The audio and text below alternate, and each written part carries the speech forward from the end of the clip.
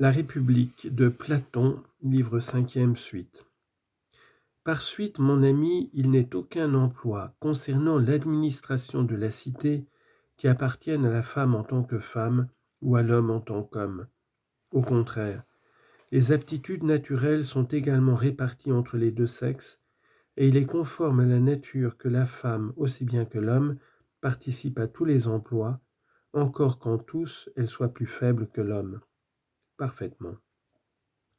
Assignerons-nous donc tous les emplois aux hommes et aucun aux femmes? Comment agir de la sorte? Mais il est, dirons-nous, des femmes qui naturellement sont propres à la médecine ou à la musique, et d'autres qui ne le sont pas, certes. Et n'en est-il pas qui sont propres aux exercices gymniques et militaires, d'autres qui n'aiment ni la guerre ni le gymnase? Je le crois. Mais quoi? N'est-il pas de femmes qui aiment et d'autres qui haïssent la sagesse? N'en est-il pas d'irascibles et d'autres sans ardeur? Si. Il y a donc des femmes qui sont propres à la garde et d'autres qui ne le sont pas. Or, n'avons-nous pas choisi pour en faire nos gardiens des hommes de cette nature? Si. Donc la femme et l'homme ont même nature sous le rapport de leur aptitude à garder la cité, réserve faite que la femme est plus faible et l'homme plus fort. Il le semble. Et par suite, il faut choisir des femmes semblables à nos guerriers qui vivront avec eux, et avec eux garderont la cité, puisqu'elles en sont capables, et que leurs natures sont parentes. Sans doute. Mais ne faut-il pas assigner les mêmes occupations aux mêmes natures? Les mêmes. Voici donc que le circuit parcouru nous ramène à notre point de départ, et nous convenons qu'il n'est pas contre nature d'appliquer les femmes de nos gardiens à la musique et à la gymnastique. Très certainement. Dès lors, la loi que nous avons établie n'est ni impossible, ni comparable à un vain souhait, puisqu'elle est conforme à la nature. Bien plutôt, ce sont les règles actuellement reçues qui sont contre nature. On le dirait. Mais n'avions-nous pas à examiner si notre institution était possible et si elle était désirable? Si. Or, elle a été reconnue possible, oui. Il faut après cela nous convaincre qu'elle est désirable, évidemment. L'éducation qui formera les femmes à la garde ne sera point différente de celle qui forme les hommes, n'est-ce pas? Surtout si elle a charge de cultiver des natures identiques. Elle ne sera point différente. Eh bien, quelle est ton opinion sur ceci? Sur quoi? Admets-tu qu'un homme soit meilleur et l'autre pire, ou les crois-tu tous égaux? Je ne les crois nullement égaux. Maintenant, dans la cité que nous avons fondée, quels sont à ton avis les meilleurs?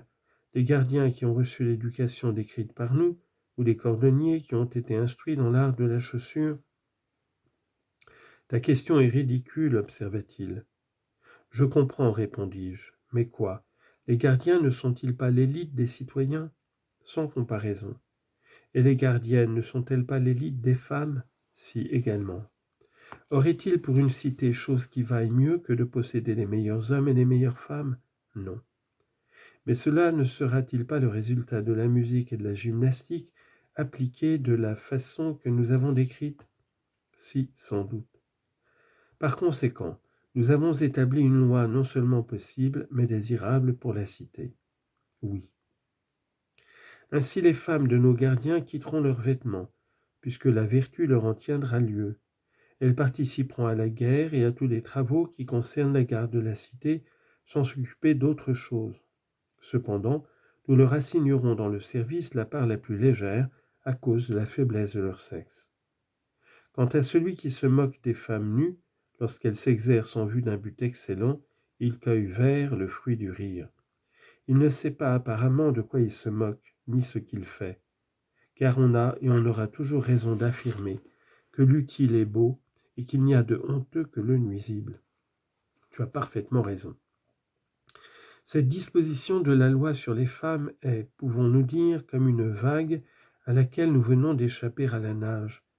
Et non seulement nous n'avons pas été submergés en établissant que nos gardiens et nos gardiennes doivent faire tout en commun, mais notre discours est en quelque sorte convenu avec lui-même que la chose est à la fois possible et avantageuse.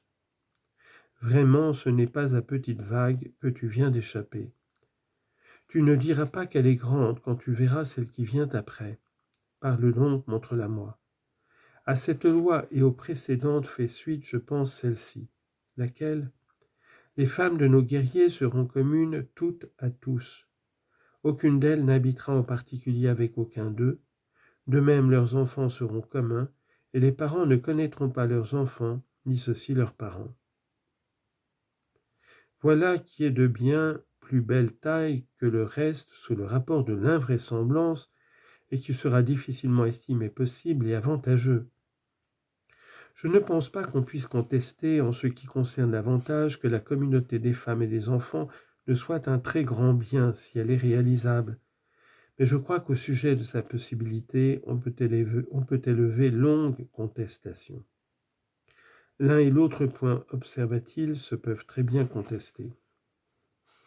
Tu veux dire que j'aurais à affronter une ligue de difficultés, et moi qui espérais fuir l'une, si tu convenais de l'avantage et n'avoir plus à discuter que la possibilité. Oui, mais tu n'as pas su dissimuler ta fuite. Rends donc raison de ces deux points. Il faut, avouai-je, que je subisse la peine encourue. Cependant, accorde-moi cette grâce. Laisse-moi prendre congé, comme ces paresseux qui ont coutume de se repaître de leurs propres pensées lorsqu'ils cheminent seuls. Ces sortes de gens, en effet, n'attendent pas de découvrir par quels moyens ils obtiendront la chose qu'ils désirent. Rejetant cette préoccupation afin de ne point se fatiguer à délibérer sur le possible et l'impossible, ils supposent qu'ils ont ce qu'ils veulent, arrangent le reste à leur gré et se plaisent à énumérer tout ce qu'ils feront après le succès, rendant ainsi leur âme déjà particulièrement paresseuse, plus paresseuse encore. Eh bien moi aussi je cède à la paresse et désire remettre à plus tard la question de savoir comment mon projet est possible. Pour le moment je le suppose possible et vais examiner, si tu me le permets, quels arrangements prendront les magistrats quand il sera appliqué, et montrer que rien ne sera plus avantageux que son application pour la cité et pour les gardiens. Voilà ce que j'essaierai d'abord d'examiner avec toi, si tu le veux bien. Nous verrons ensuite l'autre question. Mais je le veux bien, dit-il, examine. Je crois donc que les chefs et leurs auxiliaires, s'ils sont dignes du nom qu'ils portent, voudront, ceux-ci faire ce qui leur sera commandé, cela commandé en se conformant aux lois ou en s'inspirant d'elles, dans les cas que nous abandonnerons à leur prudence. C'est naturel. Toi donc, leur législateur, de même que tu as choisi les hommes, tu choisiras les femmes, assortissant autant que possible les natures semblables. Or celles et ceux que tu auras choisis, ayant commune demeure, prenant en commun leur repas, et ne possédant rien en propre, seront toujours ensemble, et se trouvant mêlés dans les exercices du gymnase et pour tout le reste de l'éducation, ils seront amenés par une nécessité naturelle, je pense, à former des unions. Ne te semble-t-il pas que c'est la chose nécessaire? Non pas de nécessité géométrique, répondit-il, mais amoureuse, laquelle a chance d'être plus forte que la première pour convaincre et entraîner la masse des hommes. Tu as raison, repris-je, mais Glaucon, former des unions au hasard ou commettre faute du même genre serait une impiété dans une cité heureuse, et les chefs ne la souffriront pas. Certes, ce ne serait pas juste, dit-il. Il est donc évident qu'après cela, nous ferons des mariages aussi saints qu'il sera en notre pouvoir. Or, les plus saints seront les plus avantageux, assurément. Mais comment seront-ils les plus avantageux? Dis-le-moi, Glaucon. Je vois en effet dans ta maison des chiens de chasse et un grand nombre de nobles oiseaux, par Zeus. As-tu donné quelque attention à leurs unions et à la façon dont ils procréent? Que veux-tu dire? D'abord, parmi ces animaux, quoique tous soient de bonne race, n'en est-il pas qui sont ou qui deviennent supérieurs aux autres? Il en est. Or donc, veux-tu avoir des petits de tous également, ou t'attaches-tu à n'en avoir que des meilleurs? Des meilleurs. Mais quoi? Des plus jeunes, des plus vieux, ou de ceux qui sont dans la fleur de l'âge? De ceux qui sont dans la fleur de l'âge. Et ne crois-tu pas que, si la procréation ne se faisait pas ainsi, la race de tes chiens et de tes oiseaux dégénérerait beaucoup? Si. Mais quelle est ton opinion touchant les chevaux et les autres animaux? En est-il autrement pour eux? Ce serait absurde. Oh, oh, mon cher camarade, m'écriai-je, de quelle éminente supériorité devront être doués nos chefs, s'il en est de même à l'égard de la race humaine? Sans doute, il en est de même, mais pourquoi parler ainsi? Parce qu'ils seront dans la nécessité, répondis-je, d'employer grande quantité de remèdes. Or un médecin plutôt médiocre nous paraît suffire quand la maladie ne réclame point de remède et veut bien céder à l'observation d'un régime. Par contre, quand elle exige des remèdes, nous savons qu'il faut un médecin plus courageux. C'est vrai, mais que disent tes propos? Ceci. Il y a chance que nos gouvernants soient obligés d'user largement de mensonges et de tromperies pour le bien des gouvernés. Et nous avons dit quelque part que de vieilles pratiques étaient utiles sous forme de remèdes. Nous avons dit là chose raisonnable. Or cette chose sera tout particulièrement raisonnable, ce semble, en ce qui concerne les mariages et la procréation des enfants. Comment? Il faut, selon nos principes, rendre des rapports très fréquents entre les hommes et les femmes d'élite et très rares au contraire entre les sujets inférieurs de l'un et l'autre sexe. De plus, il faut élever les enfants des premiers et non ceux des seconds, si l'on veut que le troupeau atteigne la plus haute perfection, et toutes ces mesures devront rester cachées, sauf aux magistrats, pour que la troupe des gardiens soit autant que possible exempte de discorde. Très bien. Donc, nous instituerons des fêtes où nous rassemblerons fiancés et fiancées avec l'accompagnement de sacrifices et d'hymnes que nos poètes composeront en l'honneur des mariages célébrés.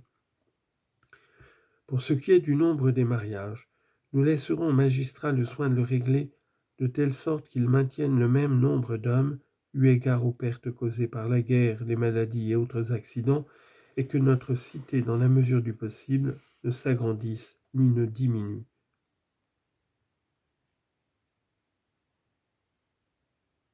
Bien, dit-il.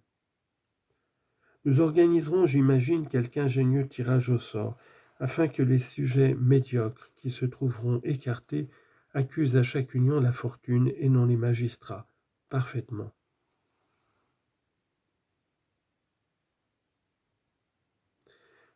Quant aux jeunes gens qui se seront signalés à la guerre ou ailleurs, nous leur accorderons, entre autres privilèges et récompenses, une très large liberté de s'unir aux femmes pour qu'il y ait prétexte à ce que la plupart des enfants soient engendrés par eux. Tu as raison.